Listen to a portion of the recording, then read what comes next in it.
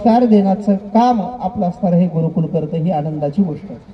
भागवत आदी ग्रंथानं वर्णन करत असताना असं सांगितलेलं आहे, आपण जीवनामध्ये आल्याच्या नंतर या मुलांना शिकवण्याचं पहिलं कर्तव्य जे आहे ते आई आणि वडिलांचं कर्तव्य आहे. प्रत्येक आई आणि वडिलांनी शिकवलं पाहिजे. आदरणीय आमचे गुरुवर्य मंडळी आम्हाला सांगतात, म्हणजे 1000 शिक्षकापेक्षा असणारे एक आई श्रेष्ठ आहे. 1000 शिक्षकाचं शिक्षण एक आई असणाऱ्या मुलाला देऊ शकते, एक वडील मुलाला देऊ शकतात. त्याच्याकरता आई आणि वडील यांनी असणारं सुरुवातीला प्रारंभिक शिक्षण देणं महत्वाचं आहे. पण प्रत्येकच आई आणि वडील सुशिक्षित नसतात. प्रत्येकाला तर असणारं आता जुना काळ होता, जुन्या काळामध्ये असणारं प्रत्येकाचं शिक्षण झालेलं असेल आणि ते मुलाकडे लक्ष देऊ शकतील असं काही सांगता येत नाही. कमीत कमी आपल्याला जरी असणारं हे सांगता आलं नाही, करता आलं नाही, तर कोणत्या तरी ठिकाणी योग्य अशा व्यक्तीकडे त्यांना पाठवून त्या अभ्यासाचं मार्गदर्शन करवणं, त्यांना असणारं त्यांच्या जीवनामध्ये अग्रेसर आणि यशस्वी होण्याकरता त्या ठिकाणी प्रवृत्त करणं हे प्रत्येक आई वडिलाचं कर्तव्य आहे. भागवतानं वर्णन करत असताना असं सांगितलेलं आहे, माता शत्रुपिता वैरी येन बालो न पाठितः.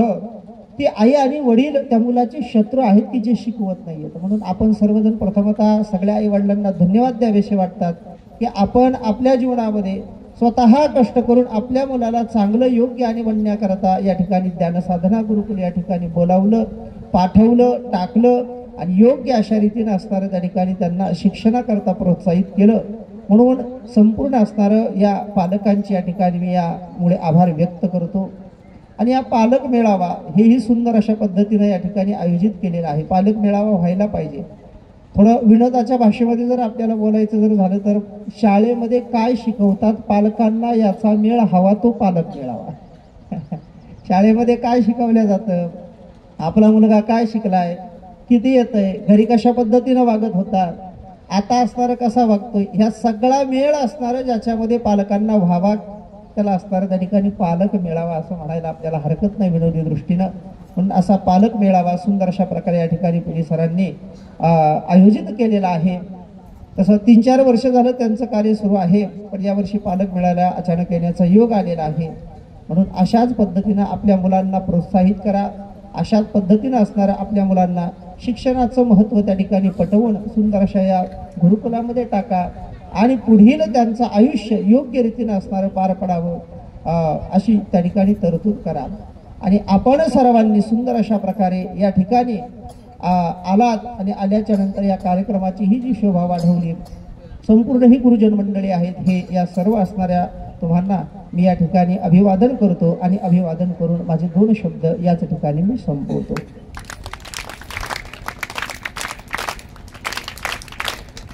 खूप खूप धन्यवाद महाराज.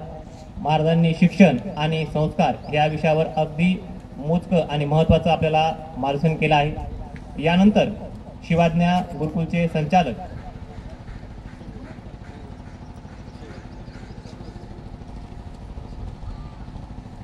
यानंतर जिल्हा परिषद आंतरराष्ट्रीय माध्यमिक शाळा बोरगावात याचे मुख्याध्यापक श्री बजरंगजी गिरडा सर यांना मी विनंती करतो की सरांनी आम्हाला मार्गदर्शन करावं.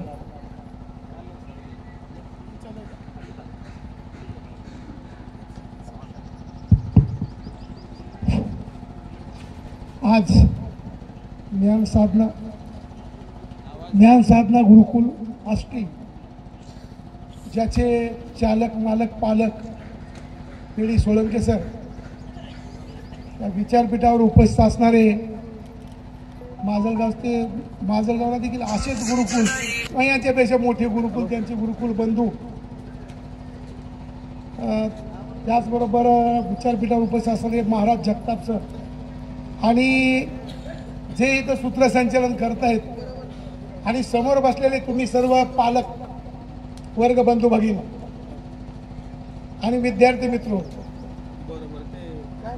2 वर्षापूर्वी मला वाटतं सोळंके सर मी आलो होतो 2-3 वर्षापूर्वी. असे काही त्यावेळेस बोर्ड नव्हते कुठे. आता खरे भाग्यवान तुम्ही आहात मी पहिल्यांदा का म्हणेन, कारण बघा कोणीतरी आपल्या मुलासाठी काहीतरी वेगळ्या पद्धतीनं आणि वेगळं असं काहीतरी दाखवण्याचा प्रयत्न करते. आता महाराज बोलताना संस्काराची त्यांनी सुंदर व्याख्या सांगितली, आवडली आम्हाला. आम्ही संस्काराची वेगळी व्याख्या होती आमच्याकडे. की आपला त्रास कुणालाच न होऊ देणे, आपला त्रास कुणालाच न होऊ देणे इतकं जरी कळालं तर त्याला म्हणायचं संस्कार. ही आमची साधी सुधी. महाराजांनी सांगितलेली व्याख्या आणखी बाकीच्यापेक्षा वेगळी, की पालक मेळाव्याची मला व्याख्या आवडली, की खरंच पालकाला हा मेळ. दुर्दैव असं आहे, बऱ्याच पालकांना, आमच्या जिल्हा परिषद सांगते बरं का, इथलं गुरुकुलातलं नाही, बऱ्याच पालकांना आपला मुलगा कुण्या वर्गात आहे हे आम्हाला त्याला माहित नसतं. ते आम्हाला विचारते, सर आमचा पिंट्या कुठे आहे बघा बरं, त्याला जरा वावरात घेऊन जायचे. अरे कुण्या वर्गात आहे ते कुठे आम्हाला माहित आहे, तुम्हालाच माहिती कुण्या वर्गात आहे. दुर्दैवानं आता तसं नाही. तुम्ही सुज्ञ पालक आहात, कारण ही पहिल्याची जुळ्या काळातली गोष्ट असेल, कधी 7, 8, 10 लेकरं असतील त्यावेळी. आता काही तसा प्रॉब्लेम नाही, 1ला 2, 3 मुश्किलीची, 4थं तर नाहीच, तयार नाही. दुसरी गोष्ट सांभाळण्याची ऐपत नाही, लायकी तर त्याच्या पुढचा शब्द. तर मित्र असो, मी तुम्हाला बोलत होतो याविषयी पालक मेळावा निश्चितच पालक जागरूक झाले पाहिजेत, पालकाला कळायला पाहिजे. मला माहित आहे उभं आयुष्य गेले आपलं लोकांचे झेंडे घेऊन, लोकांच्या सभेला, लोकांच्या कार्यक्रमाला रात्रीपर्यंत. महिला कदाचित नाही, पण पुरुष मात्र पक्का. येताना झुलत मुलत, घरी पण नीट नाही, अशा अवस्थेत यायचं. आणि त्याला विचारलं तर त्याच्या लेकराकडे लक्ष नाही. पण आता तरी आपण जागे झालो तर निश्चितच या सोळंके सरांसारखे, जगताप सरांसारखे हे असे कुठेतरी वेगवेगळे, ज्याने यांना मी काय म्हणतो नीट समजून घ्या फक्त, त्यांना कोकिळाचं कोको गाता नाही आलं चाललं, पण कावळ्याची कावकाव यांनी मात्र थांबवली नाही.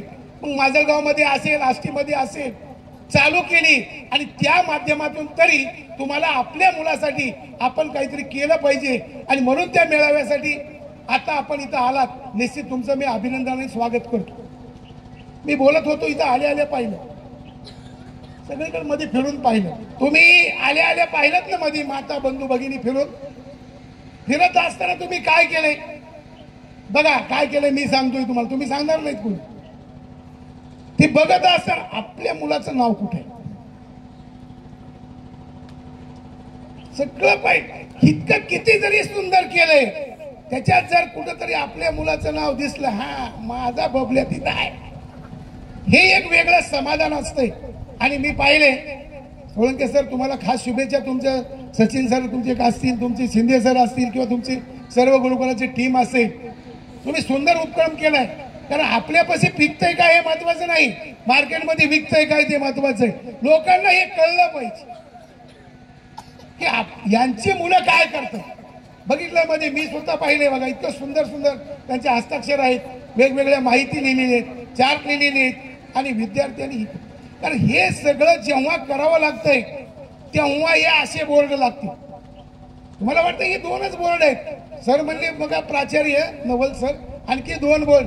अहो 2 नाही 10 बोर्ड लागतील निश्चित. पण तुम्ही आणि आम्ही हे आपल्या डोक्यातली गुलामगिरी काढून टाकली तर तुम्हाला बघायची परिस्थिती कशी आहे. आता मी एक बघा तुम्हाला उदाहरण दाखवतो की गुलामगिरी कशी आहे आणि ती कशी काढायला पाहिजे. मुलांना तुम्हाला गोष्ट माहिती आहे, गोष्ट आवडती पण तुम्हाला. आणि मी सुरू करतोय, आमच्याही गुरुजींनी आम्हाला कधी सांगितलेलं नाही, तुम्हाला तर नक्कीच सांगितलेलं नाही, पण तुम्ही मात्र नक्की सांगणार आहेत. बघा मी ते कावळ्याची चिमणीची गोष्ट सांगणार. एक होती चिमणी, एक होता, तुम्ही बोलायचं आता, याला ऐकलं पाहिजे.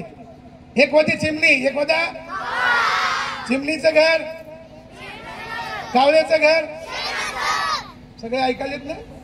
खरंच सांगा रे, चिमणीचं घर कोणी बघितलंय का?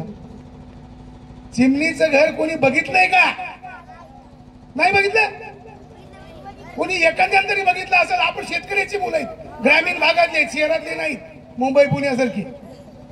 मग चिमणीचं घर गवताच्या काड्याचं इतकं कठीण बांधलेलं असतंय, मजबूत. त्याच्यामध्ये जायला वाट कशी असती, ते अशा ठिकाणी लटकवलेलं असतंय, कुठेतरी विहिरीत लोंबतं जिथं कोणाचा हात जाणार नाही. उंच झाडाच्या शेंड्याला, बोरीच्या झाडाला जास्त, तिथं कोणाचा हात जात नाही. आताच्या इंजिनियरच्या बापालाही बांधता येतं. एवढं घर सुंदर त्या चिमणीचं असून काऊन तुम्हाला कोण्या गुरुजींनी सांगितले का हे? नाही, आम्हालाही नाही कोणी सांगणी. काऊन या डोक्यानं इतकं आपल्या मेंदूला गुलामगिरी स्वीकारले. आजही बहुजनाची अवस्था अशी. आता तुम्हाला माहिती आहे की 2-4 वर्षाखाली पण एक 8-10 वर्षाखाली गणपती दूध प्याला, सुरू वाट्या घेऊन बायाची लाईन तिकडे. आणि आम्ही विचारलं काय, आणि आमचे गुरुजी बी, बाकीचे काही न म्हणे. परिस्थिती काय आहे, काही लोक मधून मधून चेक करतात मित्र, पण आपण आपली थोडी मेंदू जागेवर राहिली पाहिजे. हे बघा, चिमणीचं घर मेनाचं नाही आणि नसतं, हे काहून बसविलं असंच झालं. साधं उदाहरण तुम्हाला माहित आहे की हे तुम्हाला आता ही मुलं काय केलंय, बाकी आपण नेमकी आपली तुलना काय आपण बघू. म्हणून हे लय छान केलं हो, आमच्या बबल्याचं कसं आहे बघा, इथं काही बोलकुती नाही केलं, म्हणजे दुसऱ्याच चांगलं दिसतंय. आपल्याही मुलानं केलंय, आपल्याही मुलाचं बघितलं पाहिजे, त्याला बोललं पाहिजे. आणि निश्चित तुम्ही या ठिकाणी मला आवडलं, तुम्ही संमत नक्कीच आलात आणि बघितलात आणि गुरुजींनी इतकं सुंदर दाखवलंय. कारण ह्या जी NMS परीक्षा असतील, NMS ही आर्थिक दृष्ट्या कमकुवत, ज्यांना 8 लाखाच्या आत उत्पन्न आहे, कुणीही फॉर्म भरू शकतोय.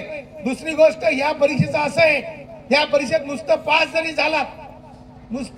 जरी झालात पण तो मराठा समाजाचा असेल तर त्याला सारथी फाउंडेशनची 50,000 रुपये शिष्यवृत्ती मिळतेच. त्यामुळे या परीक्षेला सगळे बसवितात आणि बसविलेच पाहिजे. दुसरी गोष्ट, याच परीक्षेला NMSच्या कोणताही विद्यार्थी बसला आणि तो त्या कॅटेगरी प्रमाणे प्रत्येक जिल्ह्याला एक टार्गेट दिलेलं असते. उदाहरणार्थ परभणी जिल्ह्याला 211 आहे, जालना जिल्ह्याला 220 आहे. तर 220 मध्ये जर आपला नंबर लागला तर आपल्याला केंद्र शासनाची तीही शिष्यवृत्ती आपल्याला 60,000 रुपये मिळतेच. म्हणजे कुठल्या ना कुठल्या शिष्यवृत्तीत बसतो. एक तर आर्थिक फायदा होतो, दुसरी गोष्ट आपली टॅलेंट कळतं. नवोदय असेल, आणि सर मग म्हणत होते सरस्वती अकॅडमी लोणावळा ही एक दमानी फाउंडेशनने काढलेली संस्था आहे आणि इतकी सुंदर संस्था आहे. त्या ठिकाणी लागणं, अरे नवोदयपेक्षाही क्वालिटी, आणि 6वी पासून 12वी पर्यंत CBSE पॅटर्न. इतकंच नाही तर त्याच्या पुढे शिक्षणाची सोय ते करतात, 1 रुपया खर्च नाही. दुसरी गोष्ट, नोकरी लावून ते देतात. त्यांच्याकडे इतक्या नोकऱ्या शिल्लक आहेत, इकडे नोकऱ्या नाहीत, तिकडे नोकऱ्या शिल्लक आहेत. पण मित्र, हे सगळ्या गोष्टी केव्हा तुम्ही सर्व पालकांनी आणि या विद्यार्थ्यांनी, या विद्यार्थ्यांमधला आत्मविश्वास, मग PD सोळंके सर्व त्यांच्या ग्रुपला तुम्ही दाखवलाय. त्यात त्यांनी सांगितलेल्या वेळोवेळी संकल्पना हे आपण त्याच्यात राबवल्या पाहिजे, त्याच्या समोर गेलो पाहिजे. दुसरी गोष्ट एक लक्षात घ्या, मग सर म्हणत होते की शाळेत गेल्यानं शिक्षण मिळतंय. अहो, शाळेत गेल्यानं शिक्षण मिळतंय, शिक्षण नव्हतं तर ज्ञान पण मिळतंय, पण शहाणपण नाही. शहाणपण हे अशा गुरुकुलात, सामाजिक कार्यक्रमात, लग्न सोहळ्यात, अशा इतर कार्यक्रमात त्याच ठिकाणी आपल्याला शिकायला मिळतंय. आणि सगळे शिकले म्हणून तुम्ही कधी कधी म्हणतात, मला सांगा, या देशात भ्रष्टाचार झाला, सगळे आरडते. पण भ्रष्टाचार झालाय, भ्रष्टाचार होतोय, पण हा भ्रष्टाचार मला सांगा कोणता अंगठेबाजार करू शकते का? त्याला लिहिताच येत नाही, वाचता येत नाही, तर ते काय करेल? अहो, मग हे कोण करतंय? शिकलेलेच करतात ना. पण मी म्हणून तुम्हाला म्हणलोय, हे शिकलेले करतात कारण त्यांना शहाणपण नाही. ज्ञान मिळालं, ते ज्ञानाचा वापर केला. म्हणून म्हणतो तुम्ही की शाळेत गेल्यावर शिक्षण मिळतंय, ज्ञान मिळतंय, ते शहाणपण नाही. शहाणपण ही अशा कुठंतरी सामाजिक कार्यक्रमातूनच शिकावं लागतंय आणि ती दुसरी गोष्ट, शिक्षणाने ज्ञान मिळतंय, बुद्धी वाढते, अक्कल नाही. अक्कल ही आपल्याला समस्या आली, अडचणी आल्या. काही आता सोळंके सरांनी गुरुकुल काढलं 4 वर्षापूर्वी, 4 विद्यार्थी असतील, त्याच्यानंतर पुढे 40 विद्यार्थी झाले. आता एकट्याला शिकविणं शक्य नाही. मग आता आपल्याला कोणतरी दुसरं, गणित मी शिकवतो, इंग्रजी शिकवायला पाहिजे, विज्ञान शिकवायला पाहिजे, कॉम्प्युटर शिकवायला पाहिजे, किंवा इतर स्पर्धा परीक्षा शिकवायला पाहिजे. अडचणी निर्माण झाल्या, नवीन माणसं त्यांनी, सचिन सर आहे, शिंदे सर आहे, असे वरचेवर शिक्षक त्यांनी घेत गेले. हे अक्कल केव्हा येतील? अशा समस्या आल्या. मित्र, पालकांनी तीच केलं पाहिजे, आपल्या मुलावर एक तर विश्वास. दुसरी गोष्ट, आतापर्यंत आपल्या मेंदूर मी सांगत होतो की गुलामगिरी स्वीकारली, परंपरेत तेच चाललंय. अजूनही त्या मुलांना प्रश्न विचारला की तुम्ही, मी पालकांना नेहमी म्हणतोय, पालक आपण कधीही मुलांना खोटं बोलायचं नाही. काय व्हायचं, दुर्दैवाच्या गोष्टी इथूनच घडतात. समजा एखाद्याला आपलं देणं असते, ते दारात मागायला येणार असते, आपण आधीच मुलाला सांगतो किंवा घरच्याला, हे बघा कोणी आलं ना, घर नाही म्हणून सांग. आणि मग नेमकं ते मुलगा, आम्ही शाळेत सांगतोय आरडू हे बघा पोराहो, खोटं अजिबात बोलायचं नाही, खरं तेच बोललं पाहिजे, प्रामाणिक राहिलं पाहिजे. मग तिथं काय होतं, नेमकं कोणीतरी येतंय, अहो पांडुरंगराव आहेत का, ते मधून लगेच नाही सांगणार नाहीत म्हणून सांगणार, ते पोरग लगेच जाते बाई, पप्पा नाहीत, त्यांना ऐकलेलं असतंय. पप्पा तर घरात जेवायला तर नाही म्हणून सांग मिटले. उद्या शाळेतही येत नाही, तिकडेच खेळत बसतंय आणि ती शाळेत म्हणतंय पप्पानी मला शाळेत जाऊ नको. झालं दुसरं खोटं सुरू. परिणाम असा होतोय मित्र, आपण तसं न झालं पाहिजे. मी नेहमी म्हणतोय काय व्हायचंय ते होईल. आपल्या स्वतःच्या मुलांना किंवा आपल्या समोरच्या लहान बालकांना काय खोटं याच्यावरून काय देणं घेणं. त्याला सरळ बाहेर जाऊन सांगायचं, ए थांब रे मी जातो बाहेर, नाहीत पैसे आज येतील पुढच्या हप्त्यात. मुलाला कळायला पाहिजे आपले पप्पा प्रामाणिकपणे बोलले. ही इज्जत चुकते, आपली मम्मी प्रामाणिक बोलते. अडचणी इथून निर्माण झाल्या. असाच एक तर प्रसंग होता, तुम्हाला प्रसंग सांगतो. एक आई, अमावस्येचा दिवस होता, नारळ घेऊन निघाली शाळेत. गुरुजींनी असे सोळंकी सरच्या शाळेत शिकवलेलं होतं त्यांना की बाबा विज्ञान मध्ये खरं काय खोटं काय कसं असतंय, देव कुठे, देव नाही असं नाही, एक श्रद्धा आहे. जे आहे ते आहे, ज्यांना जिथं गरज पडेल तिथं आपण आपल्याला मागणी केली ती वस्तू आपल्याला मिळाली, तोच आपल्यासाठी परमात्मा भगवान ही अवस्था. पण ती होतंय काय. ती आई चालली, मुलांना सांगितलं होतं की आपल्याला जे काही प्रश्न विचारतात येतात, मुलांनी जास्तीत जास्त प्रश्न आई वडील भाऊ मित्र जे कोणी असतील नाही उत्तर समजलं गुरुजीपर्यंत यावं. मनात शंका ठेवू नये, आपल्या डोक्यातलं सगळे विचार मात्र निघाले पाहिजेत. त्या मुलांनी सहज विचारलं, आई कुठं चालली तू. अरे आमुष्या नाही का आज आपल्याला मारुतीला नारळ फोडायचं. नारळ फोडायचे मग येऊ का, चल. मग तिथं गेल्या गेल्या नारळ फोडता बबल्या हे बघ हे तू फोड बर. आई तू फोड ना. नाही नाही नाही बाई नाही फोडत रे, पोरांनी फोडावं लागते, पुरुषाला फोडावं. सुरुवात इथून. पुन्हा डोक्यात त्या लेकराची आई ही काय ताण आहे. मग इकडून तिकडून ती काय झालं, नारळ फोडलं आणि नारळ फुटल्या फुटल्या लगेच त्याच्यामध्ये पाणी निघालं, लगेच त्या देवावर फेकलं. 108 घटक शरीराला उपयोगी पाणी ते नाली आणि त्याचं पुन्हा सगळं घाण पाणी आलेलं ते मात्र तीर्थ. बघा ही अवस्था. ठीक आहे असो, आणि त्याच्यातून पुन्हा बरं ती काय प्यायचं प्या ना तर पिऊ नका. ते मुलगा मध्ये आई आई एवढं पॅक होतं ही नारळ मध्ये कसं काही पाणी निघालं. तुम्ही म्हणलं की आई काय आपल्याला माहित नाही, मला माहित नाही पाणी कसं आहे काय कोणाला माहित. तुझ्या गुरुजीला विचार, म्हणायला पाहिजे का नाही. ही मोठेपणात येते. मुलांना विचारलं ना, हा हे कुठं ऐकलेलं असतंय. देवाची करणी नारळात पाणी दिलं याने ठोकवलं की त्या पोराला. अरे तुम्हाला माहित नाही तर सांगू नका ना. माझं म्हणणं काय, आपल्याला नाही उत्तर माहित सांगू नाही होतो गुरुजीला विचार. ते विज्ञानाचा नियम काय गुरुजी सांगतील ती मुलगा ऐकतील, पण आपण ते दम खात नाही. आलं ते उत्तर सांगून मोकळे. अजून 15 महिना गेलाय, पुढची अमावस्या आली, पुन्हा मुलगा सोबत गेलाय, पुन्हा मुलीनं लगेच त्या आईने सांगितलं नारळ फोडलं, त्याच्यात पाणीच निघालं नाही, मुख निघालं. आता ही मुलगा गबस नाही का, कारण गुरुजी सांगितलंय तुमच्या डोक्यात येईल ते प्रश्न विचारा. मुलांना पुन्हा प्रश्न विचारलाय, आई देवाचे करणी नारळात पाणी तू म्हणलीस, ह्या नारळात काहीच निघालं नाही. आता बघा किती आट्टा पिट्टा खोटं बोलण्याचा. मग लगेच की अरे देवाची करणी आणि काही नारळात नसतो पाणी. आता कशाला खोटं बोलायचं. हे मला हे सांगायचंय की ह्या लहान लेकराला कुठलीही गोष्ट खोटी बोलायची नाही माहित नाही ती घेईल. कारण आई कशी असावी, वडील कसे असावे. शार्ट मध्ये सांगतो, नीट लक्षात घ्या फक्त. एका शाळेमध्ये एक मुलगा गेला, करोनाचा काळ होता सर म्हणत होते, कोविडच्या काळापासून ही सुरू झालं, अशीच परिस्थिती होते सर. वडील बिमार होते करोनामध्ये, शेतीबाडी काही नव्हती, अडचण होती, एकच मुलगा होता, शाळेत जात होता, शाळा मोठी होती. त्या मुलगा शाळेत गेल्यानंतर त्या शाळेत त्याला मुलाला काही लई जास्ती लिहिता वाचता येत नव्हतं, थोडंफार येत होतं. नेमकं त्या गुरुजींनी एक चिठ्ठी दिली एका दिवशी आणि त्या मुलाला म्हणजे तुझ्या आईला दे.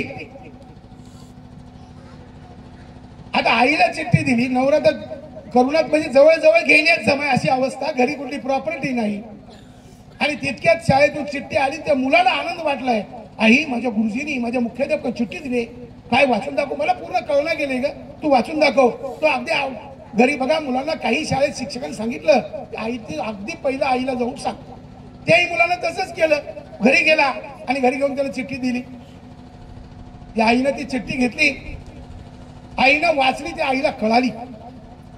पण त्या आईनं चिठ्ठी व्यवस्थित वाचली, पॉझिटिव्ह.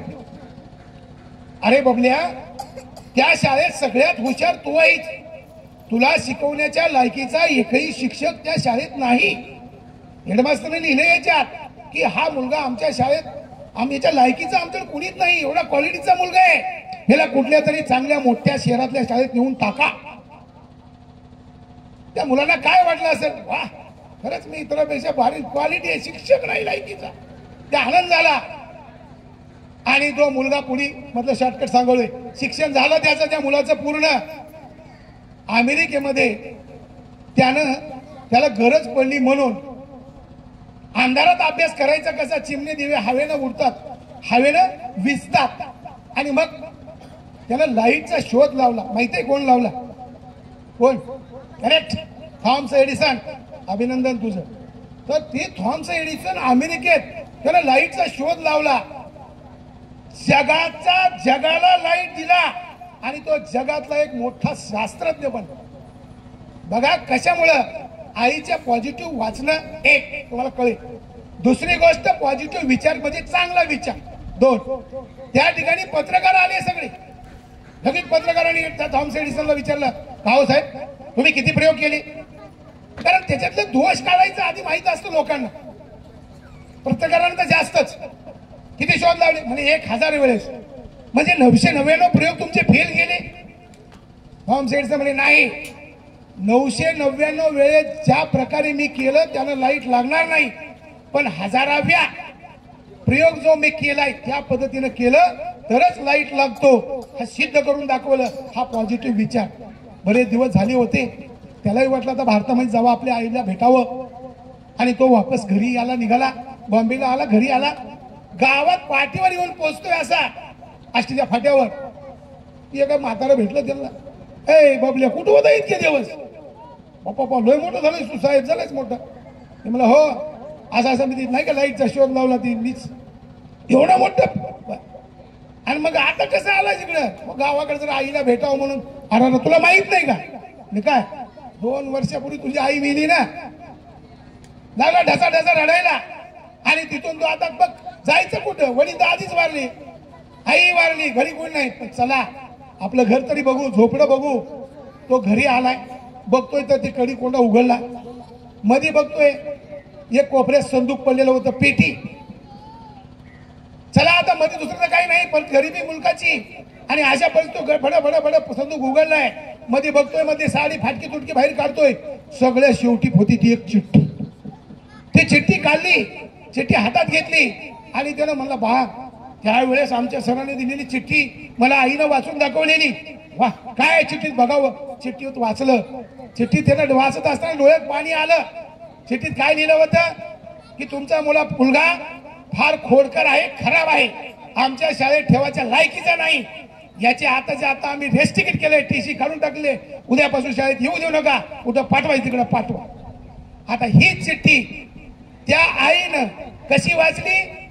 जर ती चिठ्ठी जशाला तशी निगेटिव्ह वाचली असती तर जगाचा शास्त्रज्ञ मुकावा लागला असता.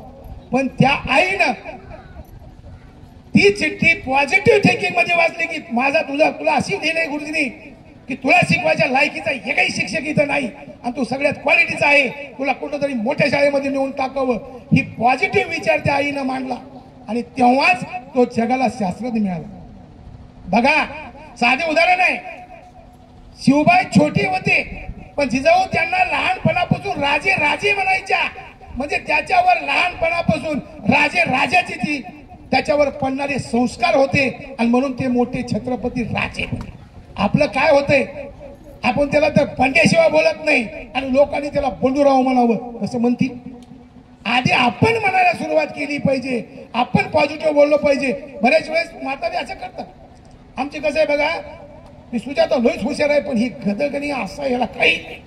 अरे बापा हो, पण हे एकच आहे, आणि आपल्याला हेच घालणार आहेत लोक, शेजारचं येणार नाही.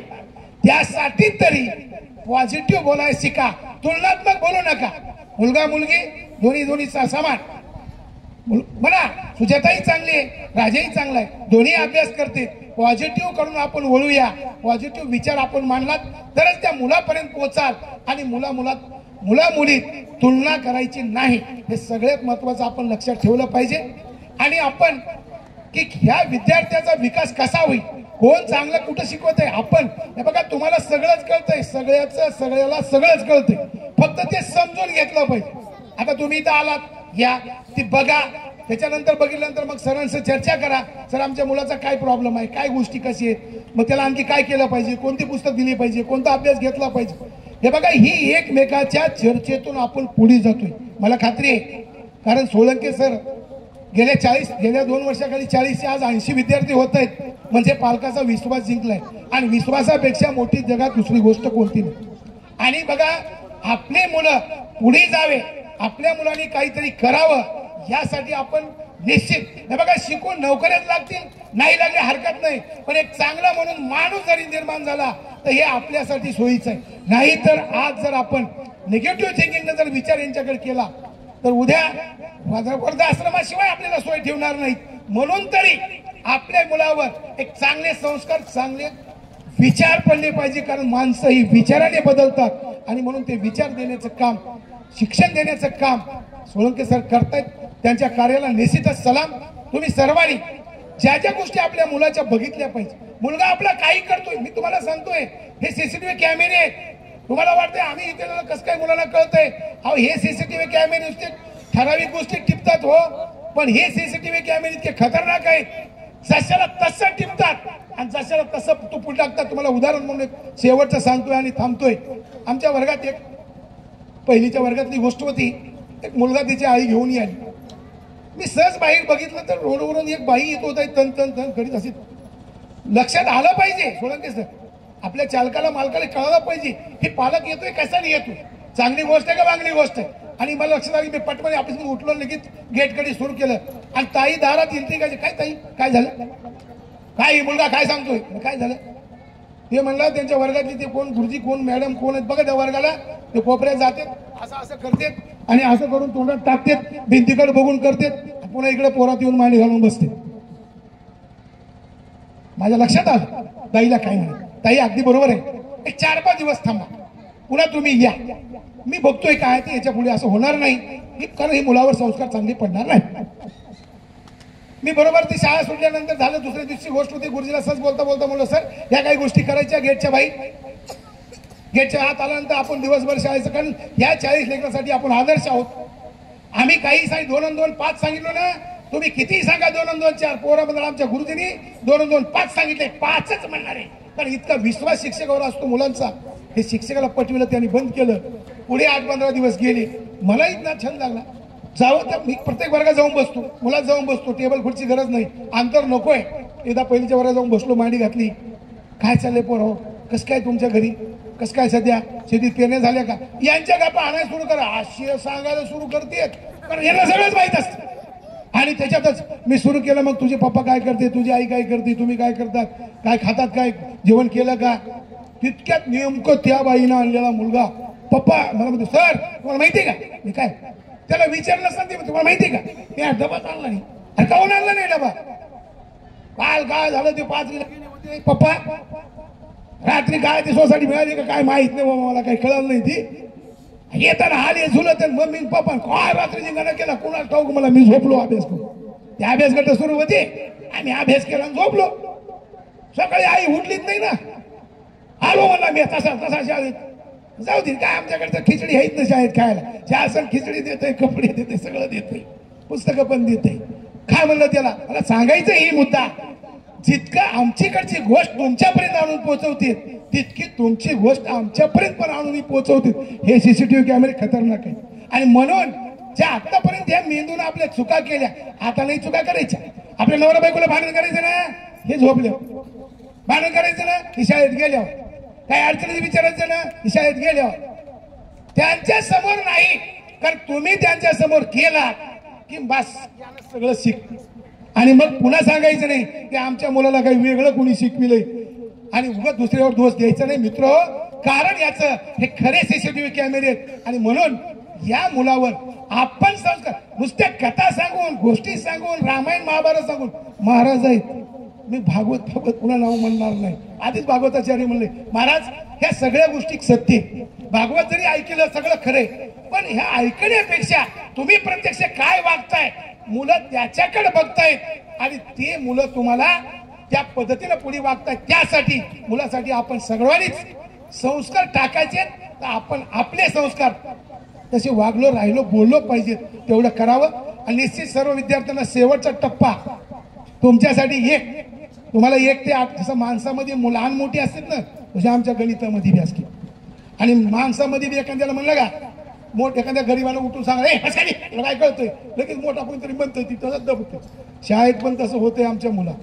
हुशार मुलगा सांगायला एखादा बारीक उठाला की ए बस तुला काही येत नाही, तिथंच बसते ती. तसं गणितामध्ये बी होते.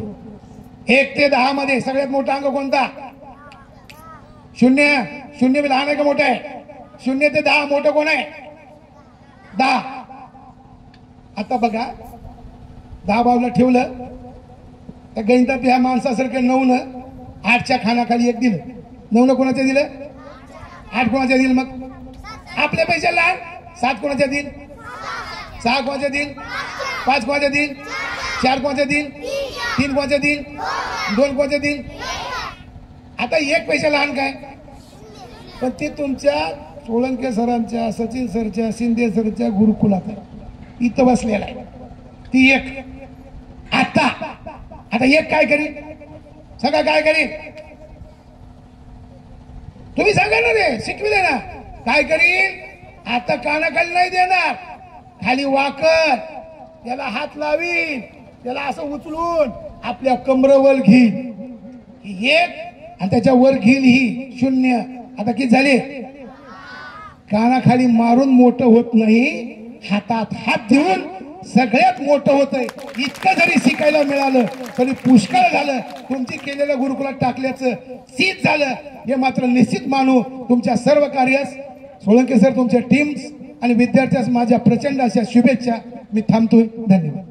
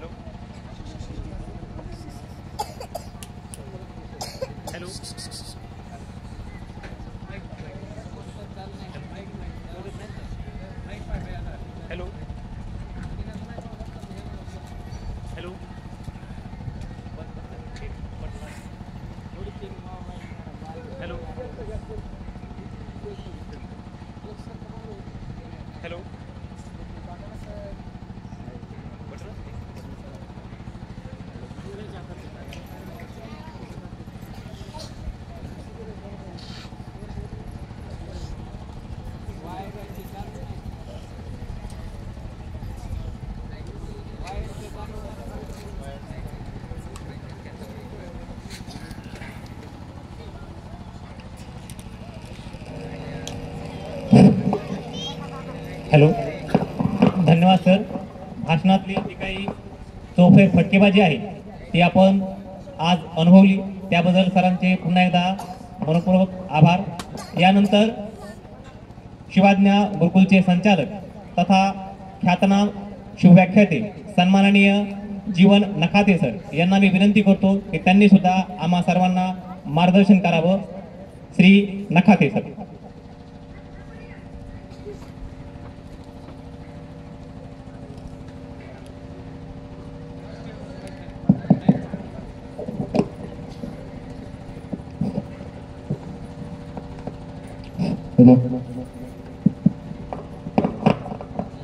हॅलो, आवाज द्या माईकला.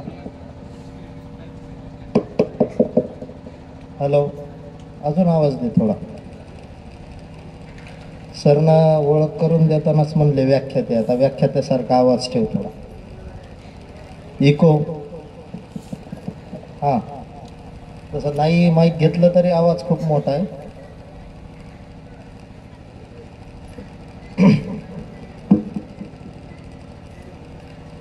ज्या मातेने अष्टपैलू,